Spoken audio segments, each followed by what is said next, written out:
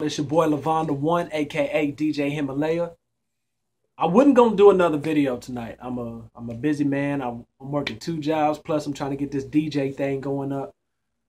So I wasn't gonna do another video tonight, but you know, after it seems like it's getting more confirmed that Drake may possibly be doing a third diss track, I wanted to, give my views and opinions on it. Now, first of all, let's just stop and take a second. Do y'all realize how close we are to witnessing another 50 Cent Ja Rule situation? Excuse me. Do y'all realize how close we are? I mean, right now, Meek is at -1 and Drake is at 2-0. And the reason why I put Meek at -1, because he bodied himself when he released Wanna Know. And then, I'm not actually even done with that, because I want y'all to stop and take a second and think about something else. He over here accusing Drake of doing something that almost every rapper in the game has done at least once.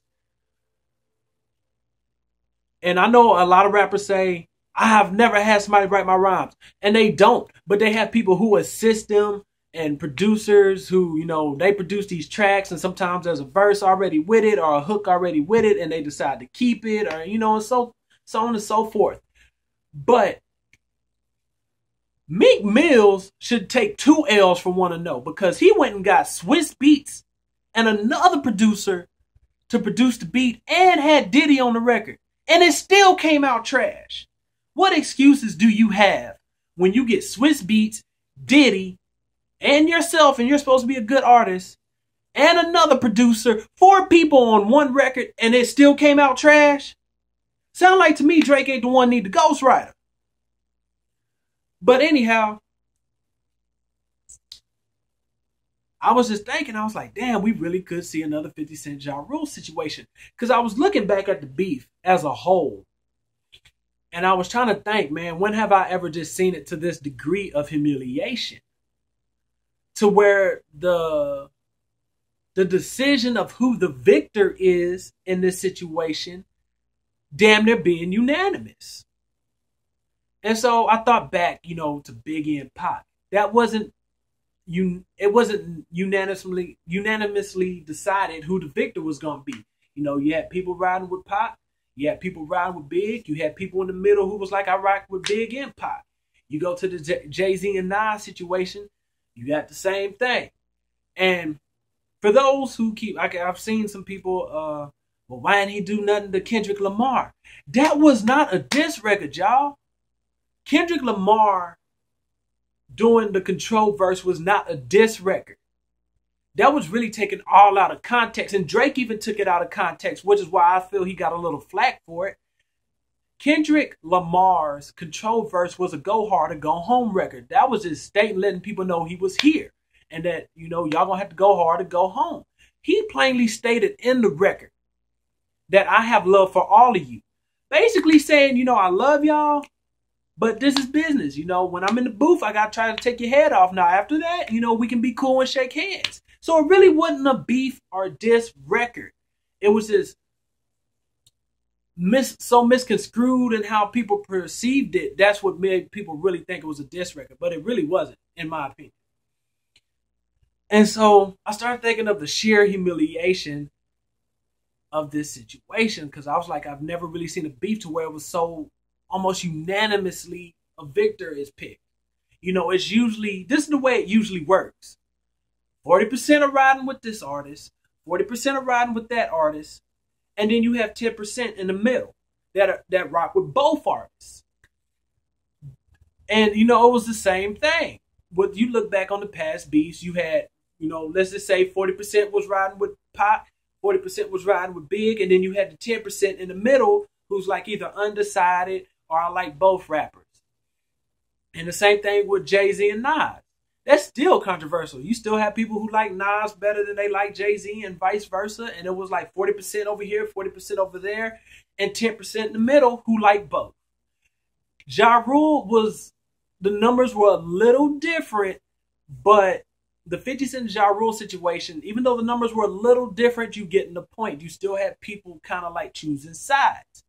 With this shit, everybody was like, no, you got bodied. Like, there was like maybe 4 people that I found online out of all the, I went through a lot of comments and a lot of radio sites and YouTubing and Facebooking and Twitter. I could only find 4 people. So like 96% of people are riding with Drake, and they're really, even the people who are, would be that 10% that would be in the middle, they riding with Drake. Cause they like, damn, like, Meek, I like you, but shit, you got your ass kicked. But, you know, I'm really just thinking about it. I'm like, man, you really could just see another 50 Cent Ja Rule situation going on. And then the humiliation of it, you can't even compare the humiliation of it to the other beefs, because, yeah, they said humiliating things about each other, but you got actors, comedians, DJs, and radio personalities going in at Meek. And it's even alleged that Nicki Minaj is going to dump his ass. And if she does, think about it. If you a boss bitch like Nicki is a boss bitch, whether you like her music or not. You know, the woman handles her business. And you a boss bitch, is you really going to want to be with this clown who constantly keeps embarrassing himself? Hell no. You're going to be like, oh, fuck that. And then, you know, what are Nicki's girls telling her? Like, you know, Beyonce calling her like, girl, what's your man up to? And Nicki is just like, I don't know why I'm even messing with this nigga. So I just wanted to share my views and opinions on it. But, man, look here. If it is true, we could very well see a 50 Cent Ja Rule situation. And I don't put nothing past any nigga, because I have Meek Mill's album. I have Drake's album. So I don't put nothing past nobody. I mean, he could come back, but the Wanna Know diss track was so horrible that it was almost unanimously decided that most people don't even want to hear Meek say shit ever again. I mean, wow. So if it is true, the information that I got, they said it could be dropping very soon. So within the next couple days, if not tonight. There were some rumors that it was supposed to be tonight. I don't think it's going to be tonight, but there were some rumors that it was supposed to be tonight. But definitely, you know, if it is true, we could see some in probably, what, another 3 or 4 days, something like that. But, you know, like I said, there was a rumor that it's supposed to be tonight. I don't think it's going to be tonight, but I could definitely see it being within the next 3 or 4 days. So, I mean, damn, we could really witness this dude get bodied again and, like, in his career.